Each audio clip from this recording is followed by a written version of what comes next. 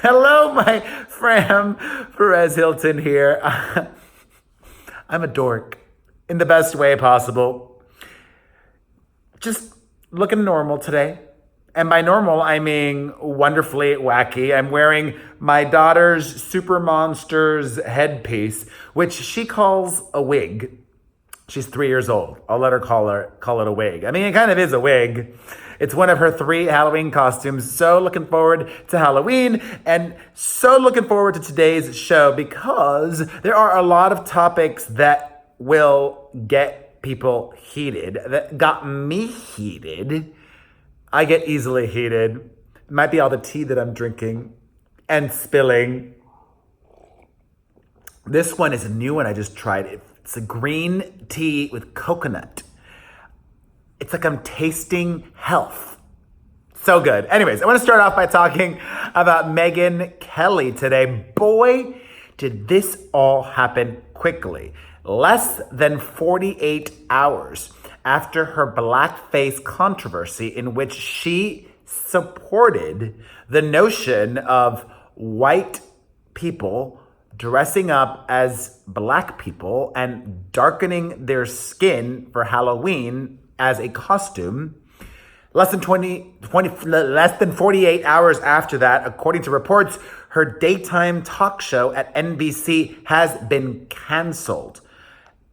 They may announce it officially by the time this is out there, but as of the recording of this video, it is not officially announced, but multiple outlets have reported that staffers have already been alerted that they are going to be reassigned. So that's good news. Nobody besides Megyn Kelly will lose their job. And she isn't totally out of a job, at least what we're hearing thus far.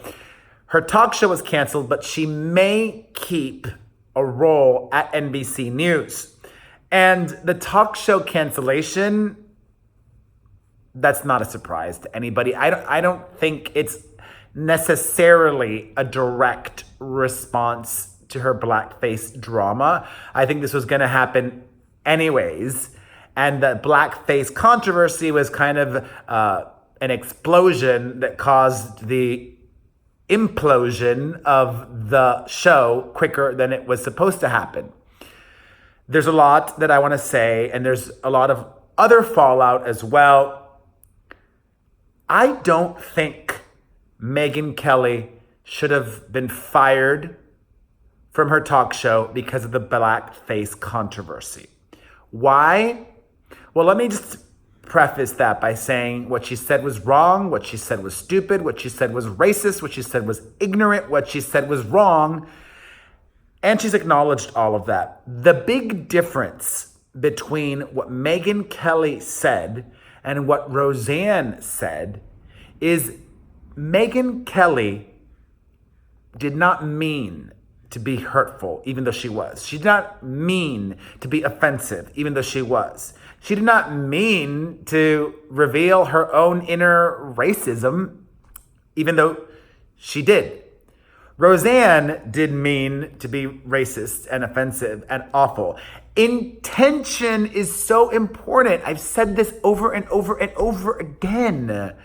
And it alarms me that we are going to just fire people because of a mistake.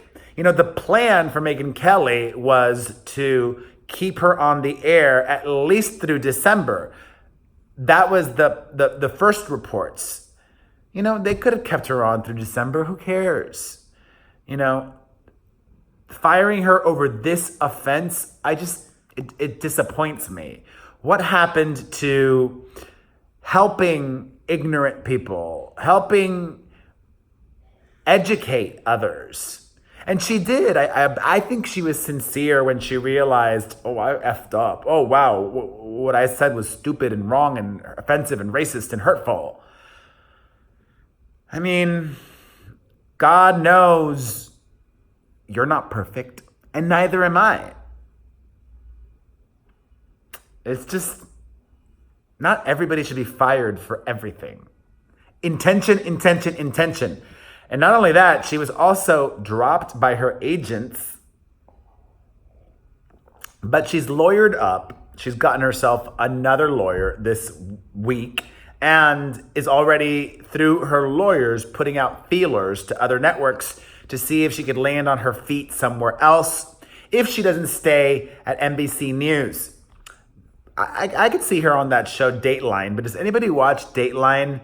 Megyn Kelly should be hired by CBS and just go to 60 Minutes.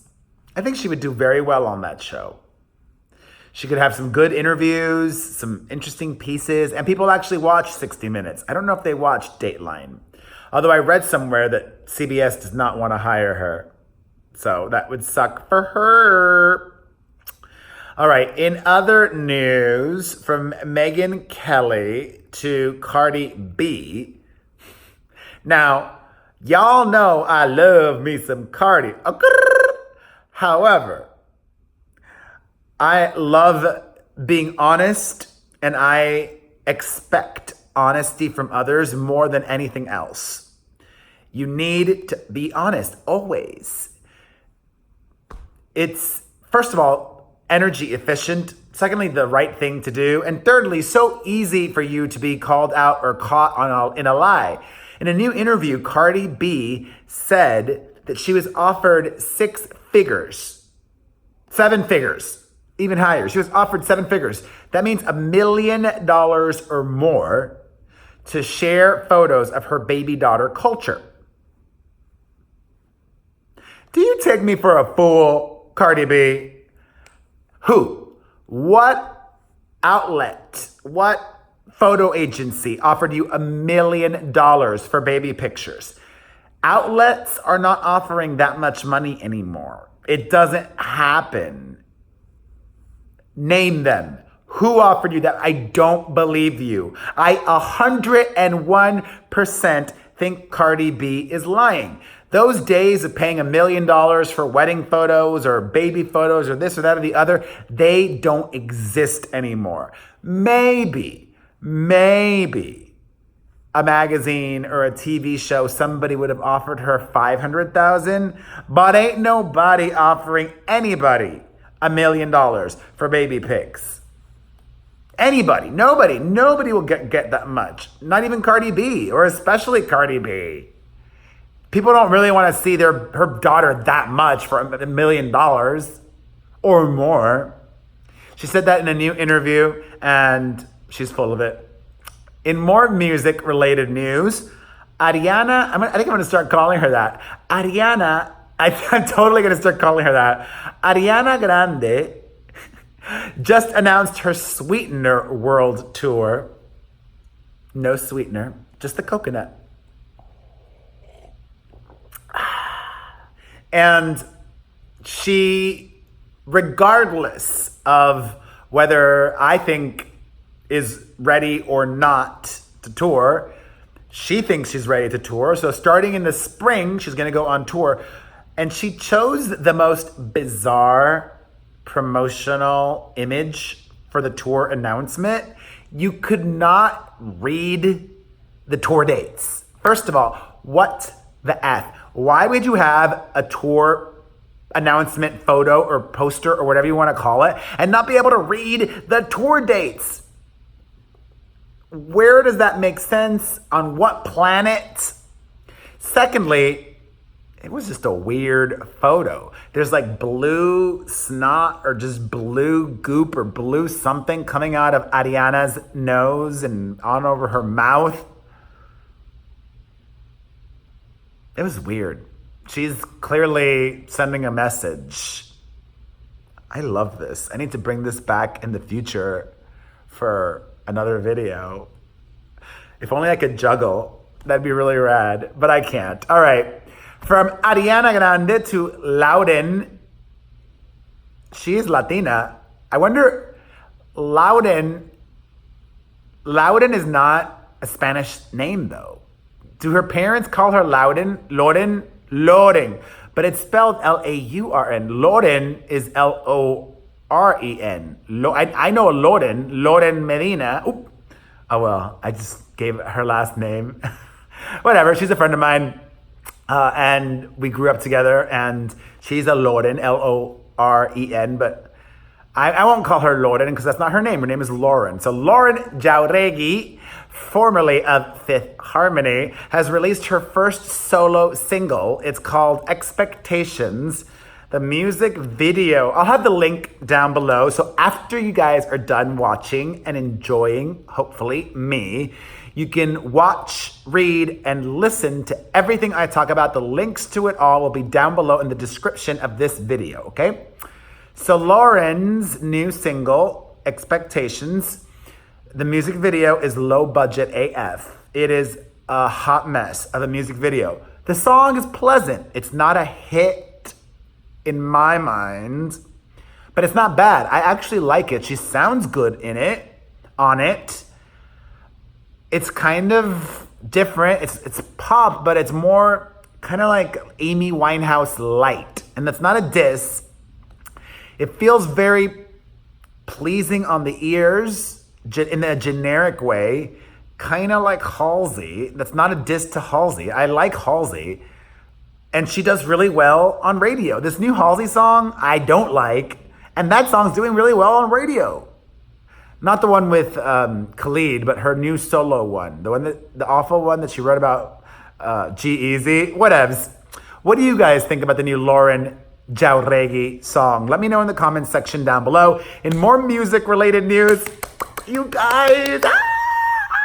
I'm so excited. According to one of the people working with her, Miley Cyrus is collaborating with some of the folks that helped her with her Bangers album, and she is returning to that sound after previously pooing on hip hop. She's going back to hip hop because it was successful for her.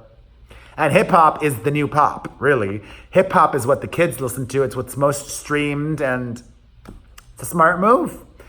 Her last album I didn't love, and most people didn't love. I didn't hate it either, but she wrote it all by herself without co-writers. Miley's not exactly a songwriter first. I want to put it delicately, okay? Because they weren't bad songs, but she's not a songwriter first. That's truly what I meant. All right, from Miley to a wacky, wackadoodle, cray-cray story. You guys got to click the link and read all the details of this. Let me read you the headline. Tween girl Satan worshippers allegedly plotted to massacre and drink blood of classmates. Just in time for Halloween. It happened in Florida at a middle school, and the girls brought knives to the school and they wanted to butcher their classmates. Apparently they were watching scary movies, and I might have to wait till my son's 14. I think these girls were too young. How old were they? They were 11 and 12. That's too young to be watching scary movies. I think at 14, I'll let my son start watching scary movies, but not before 14. Maybe not even at 14. I don't know. But 11 and 12, then they get these crazy ideas. And the fact that there was two of them in cahoots. Thankfully, teachers were vigilant and alert and knew that something was off. And I don't even want to read it all. Jeez Louise. That's just so insane. It all happened Tuesday. Crazy.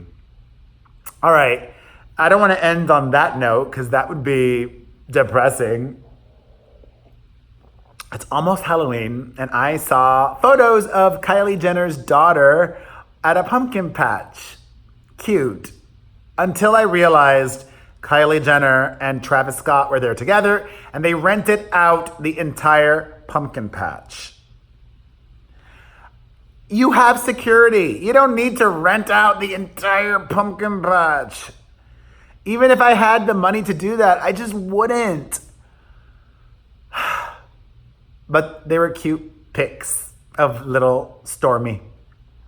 You guys, thank you for watching. You're amazing. I love you. If you enjoyed this video, hit the like button, leave a comment, follow, subscribe, share, tell your friends, leave another comment, like, share.